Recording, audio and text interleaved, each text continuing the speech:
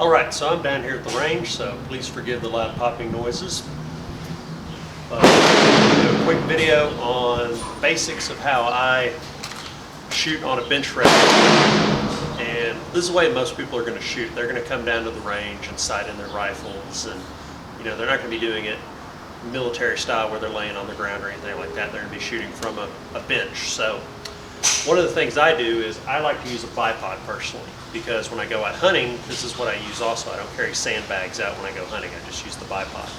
So I like to use a nice Caldwell bipod, a pivot bipod. That way the rifle can move side to side. And if you go to the range and you don't have a bipod, don't worry about it. What you want to do is then take a sandbag and put a sandbag underneath the forward stock of your rifle. Now, I have seen people at the range put sandbags underneath the barrel of the rifle, and you don't want to do this. You want your barrel to be free floating and free to move and adjust and heat up. If you put a sandbag under the barrel, it's going to push the barrel up and throw your shots off. If you put the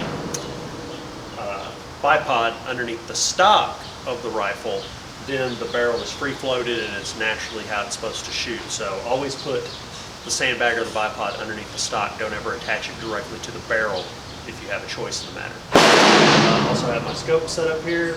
I'm shooting my 30-06, trying to test some rounds on it. And when I set up, I always set up where I have a sandbag to the back right here, and that way I can get behind the rifle.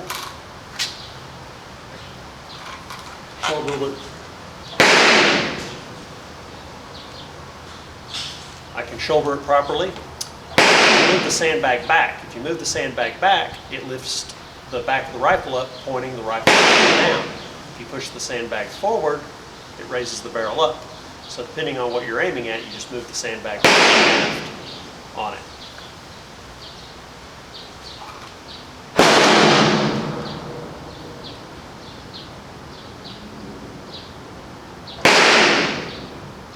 Okay, so when you get the target in your picture and you got your sandbag, you want to have your sandbag and your rifle naturally sitting to where it's aiming just above where you want to shoot.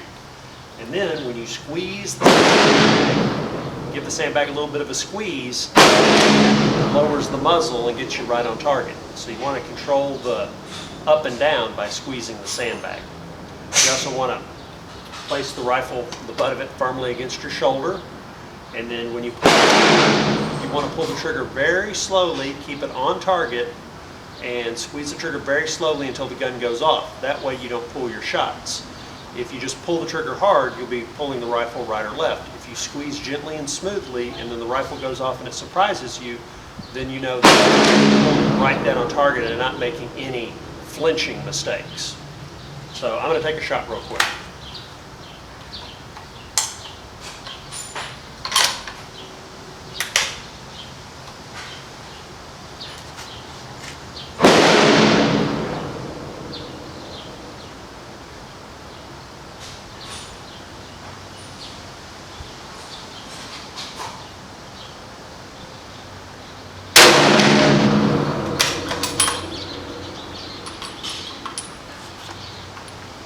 Okay, so I took my time on that shot.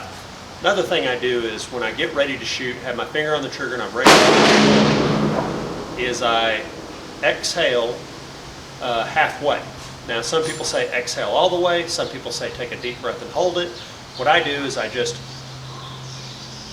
at about at the halfway mark, all your muscles are relaxed. If you hold your breath, your muscles are expanding your lungs. If you blow it all out, they're contracting your lungs. So about the halfway point, any muscle tension at all is what I go for, feel most comfortable with. Another thing I do is when I put my hand on the rifle, like this, I always reach forward in front of the trigger guard and put my fingernail right here where it's touching the front of the trigger guard on the outside right side. The reason I do that is because when my finger is straight and touching that part of the trigger guard, then when I grip with my hand, I know my hand is gripping the gun in the same place every time. Because my hand is always in the same place before I reach back to touch the trigger. So that's the trick I saw some people do in movies and figured out that's what they're doing. They're using the trigger guard to make sure their hand placement matches every time. And yeah, just squeeze gently, aim right on the target, hold your breath at the half breath, squeeze gently, gun goes off and surprises you, it'll send the bullet downrange. I'm going to switch sides. Okay, so now I'm going to fire a second shot. This rifle, it's easier to load it in the mag one at a time and shoot it rather than just put it directly into the breech. And some people say put it on safe, some people say put it on fire. I leave it on fire because it's aimed downrange in a safe direction. All right, so now I'm going to take my finger, I'm going to put my shoulder about where it goes. I'm going to take my finger, take that fingernail, I'm going to put it right there. So that fingernail can't go in or can't push any more in because it's caught against the trigger guard. It's a fixed position. Now I'm going to take my hand, my finger lodged there, and I'm going to grip the rifle stock. So now that I have it locked in place, I know my hand's in the exact same place every time. And with my shoulder pad in the same place, now I'm ready to put my head down and see where I'm at. All right, now I'm going to raise up, and I'm going to get onto the target.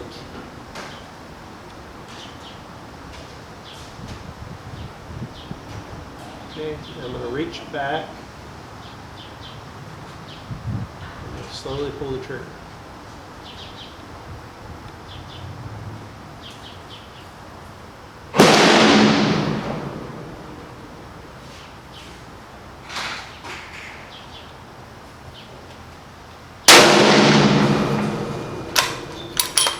Again, the slow trigger pull, the gentle slow trigger pull keeps you from moving your head back, flinching, pulling, jerking, doing anything silly.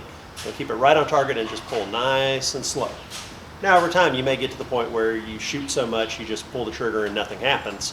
But if you start noticing your shots going right and left, you're probably doing something wrong subconsciously. All right, I'm going to put one more round down range, the rifle cool off.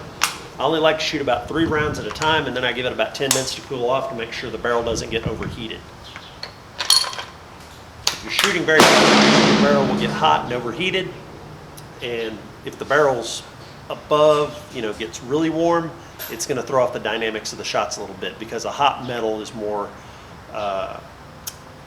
vibrates more. A hot metal is kind of more malleable and bendable versus a colder metal, which is more hard and tight and stuff. As it heats up, the barrel flows more. So you notice when your barrel gets hot, then your pattern's going to open up. So always want to try to keep the barrel at a reasonable temperature.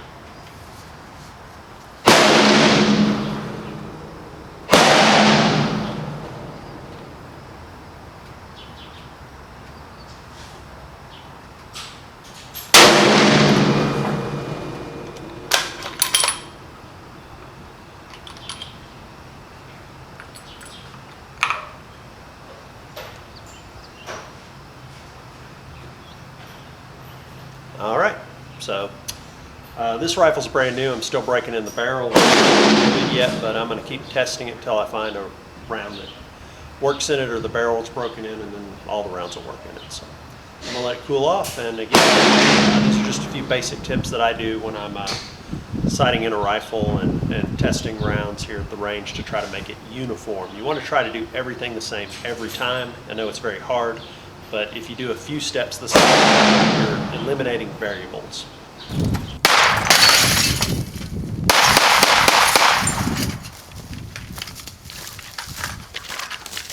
Meep, meep.